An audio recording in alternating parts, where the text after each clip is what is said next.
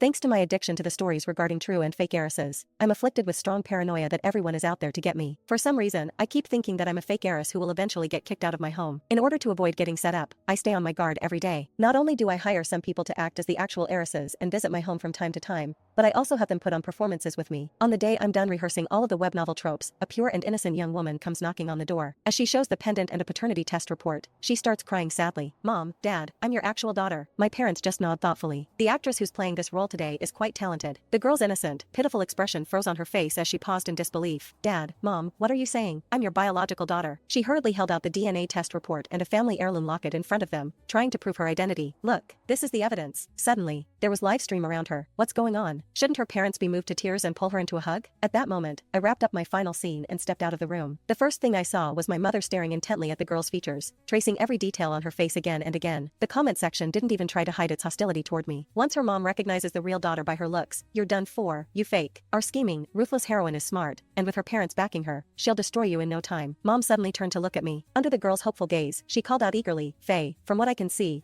this girl has the best acting skills and is the most dedicated." She even prepared her own props. You won't go wrong partnering with her. The girl glanced at them, then down at the items in her own hands. Her expression darkened instantly. I cleared my throat, feeling a little awkward. "Mom, I don't think she's one of the actresses I brought in." That caught both my parents off guard as they sat on the couch. "What? She's not? Then, who is she?" With everyone's attention suddenly focused on her, the girl grew agitated. She threw herself at my parents' feet and sobbed, "Dad, Mom, I finally found you. Even though I've suffered all these years, struggling just to get by and barely having enough to eat, it was all worth it. Our family is finally reunited." Excitement surged through the comments again. Here it is, the classic recognition scene. The female lead is so pitiful. She's maxing out her parents' sympathy instantly. I can't wait for the parents to take it out on the fake daughter. She's been living in someone else's place all these years. The girl wiped her tears and looked up expectantly, but my parents remained oddly calm, even a little awkward. Dad looked especially uncomfortable and turned his face away. "Miss, calm down for a moment." The girl looked completely baffled, unable to understand why things were unfolding this way. I took it all in and nearly failed to hold back my laughter. Over the years, I had hired no fewer than 100 actors, running through thousands of familiar fiction cliches. The recognition plot alone had been staged nearly 100 times. The first time they saw it, my parents were so moved they cried, wishing they could give their hearts to the real daughter. The second time, they felt deep regret and swore to make it up to their biological child. By the 99th time, all that remained on their faces was numbness. They even begged me in their dreams to switch to a different storyline. Since it involved questions of parentage, my parents immediately called in professionals to run a full paternity verification process. The girl's name was Tanya Lockman. It turned out she truly was their biological daughter who had been switched at birth by a nurse. After the truth was verified, my parents clustered around her anxiously and instructed the staff to set up a room for her. Tanya saw that I hadn't moved from my spot. She made a show of rubbing her eyes until they turned red. "Faye grew up by your side, living in luxury and receiving the best education. I'm just a plain, shabby country girl. How could I possibly deserve to live in the same room as Faye?" A hint of self-deprecation lingered in her eyes. "I know I don't deserve it.